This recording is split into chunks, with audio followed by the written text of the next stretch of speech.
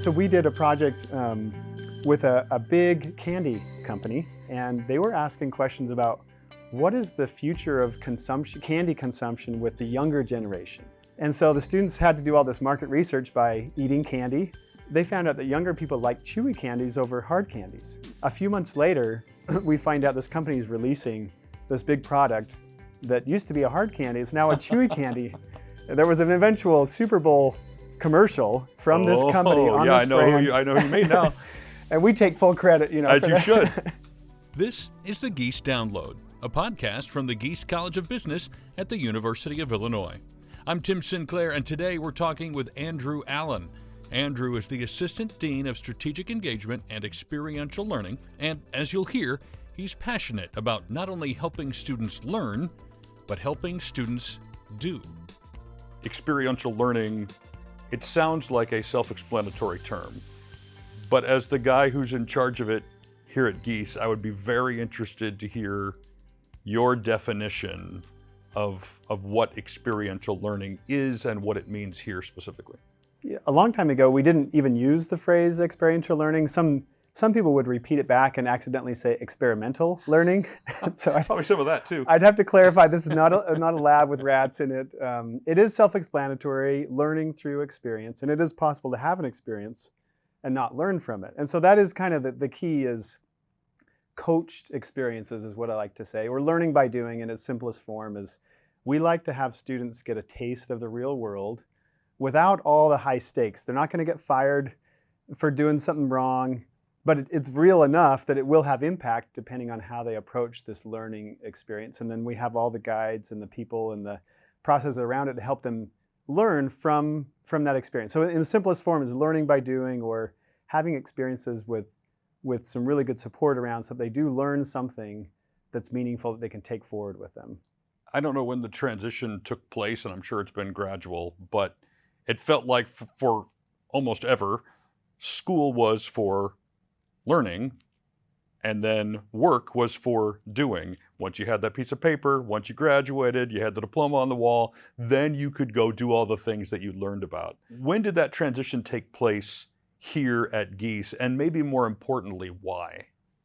So at Gies, we've had programs here for the last 30 years that have been focused on learning by doing, getting real world experiences, but it wasn't embedded in the curriculum until really around the last 10 years, last 8 to 10 years. And what happened was the dean, Jeff Brown at the time, said we need to revamp our core curriculum. And we need to get it up to speed with where the workplace is at. And someone named Brooke Elliott was tapped to lead that whole process. That's what we call foreshadowing. Yes, exactly. And so at the time, they were redoing the whole core curriculum, and we had this program called IBC, Illinois Business Consulting, where students could do real projects with clients. And we did this study at one point to see what impact does this experience have on students in terms of kind of longer term outcomes. We found a couple of things. We found, one, the students who were in IBC got higher starting salaries than their peers on campus. They were higher starting salaries than national average. And then the other thing we found was, for the students who were in leadership positions in IBC, they got promoted faster in their jobs. And we had all these cool stories of talking to alumni about how they just moved so quickly through their careers. And so we started to look around and say, well, this is awesome for the students who can access IBC. And I remember seeing a pie chart one day. I was looking at the percentage of Gies students in any given semester that were a part of IBC. It was less than 10%.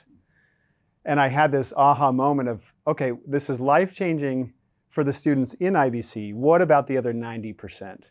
And so that was kind of the beginning of what we call action learning or experiential learning. There was this kind of cascade of events where we pitched this idea to this curriculum committee led by now Dean Brooke Elliott, and said, what if every student at Gies had this kind of an experience, a mini IBC experience? So we pitched this idea to a faculty curriculum committee, and one tenured professor, Mike Bednar, said, hey, this is fantastic, let's figure this out. He jumped in to help make this happen, and honestly, this whole idea would have been dead in the water a long time ago if he had not stepped in. especially as a respected, tenured faculty. He had a lot of credibility that he brought to the table, and frankly, he kind of stuck his neck out there to champion this idea and design the curriculum around it and get people on board. There were other faculty like James Noonan and Eric Larson, Gary Hecht, Vishal Sachdev, and others who played a huge role early on in testing and creating and piloting and really championing this undertaking. And so that was around 10 years ago. We pitched this idea. It took years to kind of come to fruition. But now, as you know, it's embedded in the curriculum. Every student has this kind of an experience. And it takes an amazing team of people in our Magelli Office of Experiential Learning to make this all happen. And that is really at the core of what drives our experiential learning efforts here is that team in our Magelli office and the faculty that surround all these efforts. Let's talk about the nuts and bolts of that, like how it works on a individual student level. When do they get this opportunity? Does it happen multiple times? Who are they working with? Like, fill me in on what that process looks like for a student. Yeah, and this has evolved over time, so to the point now where students start as a freshman and they get these experiences all the way through their senior year. So I'll just give you the nuts and bolts of that. So in their freshman year, they take Business 101, and this is, they're right out of high school. And these are students, and in that semester, their first semester of their freshman year, we put them in front of real companies. These are big name companies that everybody's heard of. And we say, you've got to do this project, and they're going to come down on campus and you're going to present to them live. No pressure. And no pressure, right? And again, the stakes are relatively low, but for a freshman, they feel very high. For sure. And so you get a taste of this kind of real world learning in your freshman year. You do this mini project, just 2 or 3 weeks long. In the second year, in Business 201, they do this kind of high intensity simulation where they have to make decisions on a weekly basis about how much product to buy and how much inventory to stock and what price to sell their product at. It's all a simulation, but they're making these decisions, and every week they look at what's their stock price and what's the impact of all these decisions. And so it's pretty intense. Again, you're not going to get fired. You're not going to lose your job if you make the wrong decision, but it's really exciting and really in depth. And then in their junior year, they take Business 301, and this is called their Business in Action course. And this is where we put them in a small team, and every team is working on their own client project. And so in the second week of the semester, they're introduced to their client, and they get on the phone or Zoom or in person, and the person says, yeah, this is my project. I'm the CEO of this company, and thank you for working on this project. And this is a real project. This isn't like we made this up to keep you busy kind of thing. This is a real project, and I could tell you tons of stories of cool companies and cool projects. But every week they're talking with their client and say, here's what we've done this week, here's what we're working on next week, here's what we found so far to solve this business challenge. Tell me one of those stories, like one project that you had a team here work on that you thought was extra cool. Yeah, I could give you tons. I mean, so we did a project with a big candy company. And if I told you some of the brands, you'd know exactly who I'm talking about. We try to keep this information confidential. Fair enough. Right? But it's a big candy company, and they were asking questions about what is the future of candy consumption with the younger generation, right? And of course, that's a good idea. You're working with students. And so the students had to do all this market research by eating candy and Bummer. interviewing and surveys and doing all this research to figure out where are these trends headed. And they came back with a bunch of findings. One of those was they found out that younger people like chewy candies over hard candies. And they eventually presented to this company, and the company was really thankful. Well, a few months later, we find out this company is releasing this big product that used to be a hard candy. It's now a chewy candy. There was an eventual Super Bowl commercial from this company on this brand. I know who you mean now. And we take full credit, As you should. But these are the types of projects where students are doing really cool projects, really cool work that they're doing, and it's real world stuff. So what happens by the time they get to year 4 and they've had this sort of progressive learning and experiential experience, freshman, sophomore, junior? Is there a senior project or something that they land on in that 4th year every time, or how does that work? Yeah, if you've been around Gies at all, you know that we love the phrase business on purpose. And so Business 401 in the senior year is a chance where students in their previous years, they were told, here's the project you're going to work on. In their senior year, in Business 401, they get to do a purpose project, and they choose the project. So we tell them, pick a cause or a community you care about and do a project. You have all the tools you need now to solve a hard, challenging business problem. You know how to go through this process. You know how to identify the problem. You know how to provide recommendations. So you pick this and go do that thing. And they either work on their own or they form their own teams. And so every year we have 900, soon to be 1,000 Gies students doing projects for communities and organizations all over the country and sometimes outside the US. Everything from raising money for nonprofits to developing websites to creating a budget for a church to going back to their home high school and teaching financial literacy to high school students. And so in their senior year, we say, look, you've got all the tools, you've got your business education, go do something good for the world and start to think about what are you going to do once you walk out of here? What are you going to do with this education? And so it's a really cool personal and personalized experience to kind of kick off their next step into their career. Obviously, this is beneficial for the students, and that's your prime objective here at Gies.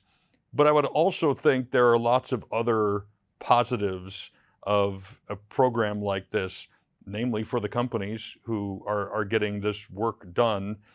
How does that relationship work? I know some of them you want to keep sort of quiet, but how do you build the relationships with those companies who your students are working for? Are they former students who now have gone to work? Like how does all that happen? Come to find out, the majority of these companies are alumni that are coming back. And so there's a couple value propositions there. One is the alumni just love to engage back with the students. They feel like they're giving back, they're mentoring to the students, they're giving the students a real world experience. They're getting something in return, help with their businesses. And for us, it's a great way to engage alumni to get them involved with Gies. Some of these alumni haven't talked to us or seen us or been on campus for years or decades.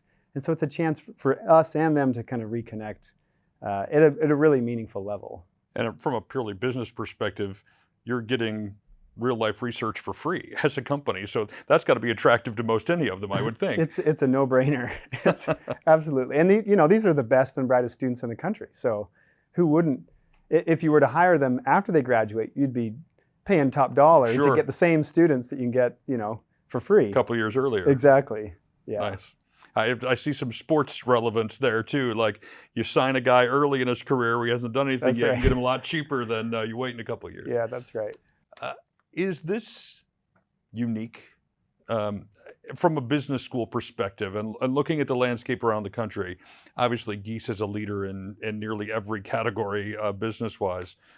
Is this something that you see other schools doing? Are you doing it differently? What's the status there? Yeah, so experiential learning is not unique, and it's kind of a buzzword these days, especially at business schools. This idea of consulting projects or hands-on projects is not new at the MBA level. That's pretty common at most MBA schools. What's different is at the undergraduate level and at the scale we do it. We go to conferences, we talk to other schools will contact us and tell us, they say, tell us what you're doing. The scale that we do it, I haven't seen any other school do it at the scale, where we've got 900 students in a year working with 150, 160 companies. The other difference that I really think makes Gies stand out is that we do this from freshman to senior year. And as I explained, kind of freshman to sophomore to junior to senior year, it gets more and more immersive. And I haven't seen that at any other school. And I'll talk to associate deans at other schools, and they're super excited about their new curriculum coming out. And as they explain it, in my mind, I think that's awesome. That's what we do in one of these classes, and we do that all the way through. So, as a prospective student, if you're looking at where could I get hands-on learning, Gies does it bigger, better, more than any other business school I know of. There are certain jobs where you need an education before you can get your experience. Pilots and surgeons both come to mind. Obviously, you want them to have a whole lot of learning before they, take an airplane over or start cutting on you. Then there are jobs where your experience is your education. And for me, that's what I feel a lot about my job is just go do it. You'll fall on your face, you'll look stupid, you'll say dumb things, whatever, but eventually you'll get better. Here, how do you weigh the types of projects you're willing to give to students and how far you let them go before they know what they're getting into? I'm sure there's a bit of a balancing act on sort of how to lead them along that journey as they go from freshman to senior year. We have some processes in place. For example, we scope out these projects. So we'll spend time with the clients ahead of time. We actually have student employees that will do a lot of the project scoping for us, students who have gone through this process, and they'll talk to the clients. And we try to make sure that this is a project we can do, that makes sense, that the students can be successful at. They're not gonna fail at. So we do that, a lot of that up front. But the idea is that failure is okay, right? And making mistakes is okay. We had one project, the students, it was a midpoint presentation halfway through the semester, and someone on the client side that the students had not met yet showed up, and it was a partner, showed up for the midpoint presentation. At the end of the presentation, this partner leaned in and said, you know, if you were my employees, I would fire you right now. And the students were just speechless. I'm sure they were. They didn't know what to say to that. And he kind of shared some feedback. They went back to class and they were shocked. They go to their professor and said, we think we just got fired. And he said, it's okay, you can't get fired. Nice. And so they spent the rest of the semester really buckling down and trying to succeed at this project. Well, at the final presentation, the same partner came back. The students present their findings, and at the end, you know, he said, this is phenomenal. This is incredible level of work, quality of work. You are impressive, you know, young people, young professionals. So that's the kind of, you know, I don't call that failure. I call that a huge success. And so that's kind of what we're going for, is let the students get a taste of some real world, but then be successful. By the end of that semester, they feel really successful. And it sounds like a lot of that is pretty real world. I'm sure most of us can think of a time where we sat in a boardroom somewhere in a meeting with someone where they told us we were terrible, right? Yes, So, yes. yeah. I've been meaning to ask this the entire time we've been talking. When it comes to getting a grade in the class for a project, is this a results-based grade? Is it a process-based grade? Is it, well, we let the client tell us what they think? Like, how do these professors kind of wrap their brains around, okay, what was done, what happened as a result? Like, I'm sure it's different for everyone, but I'm very curious. We have had many, many conversations about that exact question. Okay. Because it's not easy to answer, and sometimes students get into this mindset of going through the checklist. What does it take to get an A? And we talk about unschooling students, and we tell students, in this class, it's really not about the grade. And they don't always believe us, Right, because they still have to get a grade at the end of the semester. And so we have created some really cool types of assessments for measuring both results and process. We do a lot of formative kind of assessments instead of waiting until the very end of the semester. We do a lot of peer evaluation. We take feedback from the client, not to grade the students, but just to inform the students where they're at and how the client is perceiving. And then, of course, the professor's in charge. So yes, there's a grade, but it's really about the learning experience. So there's a lot of reflection. And again, like I said, that peer, you know, we'll sit in sessions and have the teams talk to each other and say, what are you doing well? What could you do better on? And those are really awkward and hard conversations to have, but they're really enlightening, because that's not really typical in a class. And so it's really about the learning, and we try and forget about the grades if that gets in the way. What do you see or hope for in the future? Like in higher ed in general, here specifically, do you have dreams and plans and things that you guys hope to get to that maybe you haven't yet, or trends that you see that you want to follow? Yeah, we feel really good about the progress we've made, but in some ways we feel like we're just getting started. If you look at the landscape in higher ed right now, there's a lot of alarm bells going off. Everything from kind of public confidence to the questions about ROI and the value proposition, and then you throw in artificial intelligence, and it can get a little bit scary. And so when I think about the future of higher ed, I just think learning by doing is at the core of the value proposition of college and of higher education. And Gies, in the last 10 years, we've added all these online students, for example, 7,000 online students, 3,000 students who are doing our business minor on grad, plus our business minor online, plus millions of people who have taken our Coursera content.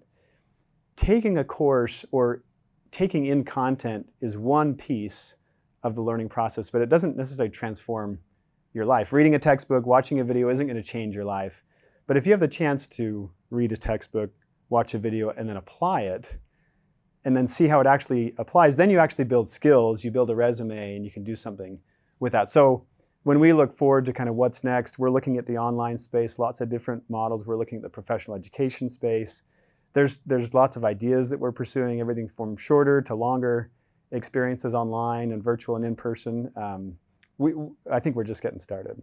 Are there specific things that you see that have largely been missing in a strictly book learning institution that you guys are trying to go, they need to know how to do this, and they need to know how to do this, and we don't ever teach them how to do that? What are some of those sort of categories that you're trying to fill that maybe weren't being filled otherwise?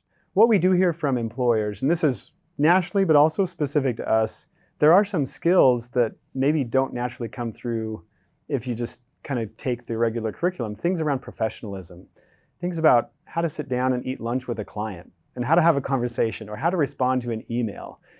These kinds of things, the communication, the critical thinking, the problem solving, how to make decisions, how to make recommendations without perfect information, like dealing with uncertainty. These are all skills that you don't necessarily have classes on.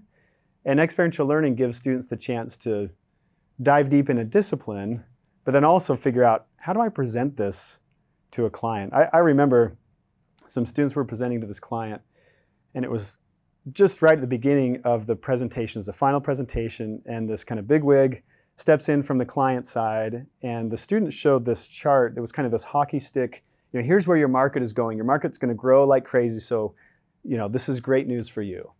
And this client interrupts him and he says, hold on. He said, do you believe that chart? And they kind of just pause for a second. We'll say, yeah, I mean, look, there's a source here. And he said, no, I'm familiar with the source. I've read that magazine. I know the source, but do you believe the chart? And they had to pause, and they recovered well. They said, well, we've triangulated from these different sources, and here's why we think this is actually true. But that's the kind of critical thinking and working on your feet that you don't necessarily get in a traditional curriculum, that experiential learning really fills the gaps in. We may have covered some of this territory already, but what most excites you about what's still to come? Obviously, you've made great strides in the last 8 to 10 years. The woman who was once in charge of the program is now in charge of the entire school. Mm-hmm. So it's nice to have, I'm sure, someone who has a passion for what you're doing leading the entire college. But what excites you personally about what you can still do, and maybe some of the things that are still in the pipeline? I mentioned earlier there are questions about the value of higher education. There's also tons of data that show higher education is absolutely worth it. So then there's questions about, when is it worth it? And in my opinion, it's worth it when you have the chance to learn theory and figure out how to apply that in a variety of situations. And so when I look to the future, I mean, this never gets old. I read the student surveys, the student feedback, and there are so many light bulbs that just turn on for them. And the students will say things like, I found out that my education is actually useful, and I could do something with what I've learned. And just that alone never gets old to hear from students. But I think even beyond our traditional students on campus, our professional learners, our adult learners, the students who are taking our business minor, just giving them a taste of that experience of the light bulb turning on, someone transitioning from being a nurse to going into marketing. It's really hard to make these transitions unless you have experience. And sometimes it's a catch-22. You can't get experience unless someone allows you to get experience. They're not going to hire you, though, if you don't have experience. And so this project-based learning, experiential learning, gives them a chance to put something on their portfolio and take that next step in whatever their career journey is. And that's exciting to me. Yeah, I would imagine putting together a resume And back before experiential learning was a big thing, employers had the name of a school and a number for your GPA, and that's really all they had to base a hiring decision on beyond an interview. Now, these students have something to bring to the table of, this is what I have already done, and now you can see at least an early stage version of the work that I can then do for you when I get there. 100%. We hear from students, they go to a career fair, they have an interview with a recruiter, and they come back and they say, once I brought up this project I'm working on, that's all the recruiter wanted to talk about. All the questions after that were, tell me more, and what happened then, and what did you do? And they have a story to tell, and it's real, and they can demonstrate that they've gained some skills and experience, and that's awesome. When I ask my kids, who are now, my boys are junior and senior in high school, what did you learn at school today? Nothing. What did you do at school today is a different question. Right. And there's usually a story that comes with that. And from a marketing perspective of Gies, when students can talk about something they've done rather than something they've learned, I would imagine there's a little more virality to those stories and sharing about the experience that they get to have here. That'll be our next marketing campaign. Good. That's a great idea. I know Jan's moved on, but I'll send an email to somebody. See if I can get a commission on that one. We have an awesome marketing team. Early on, we started using the phrase that learning by doing is a part of our DNA. And that's kind of the idea, is this whole doing part. Be sure to join us for the next Gies Download. In the meantime, you can learn more about the Gies College of Business at giesbusiness.illinois.edu.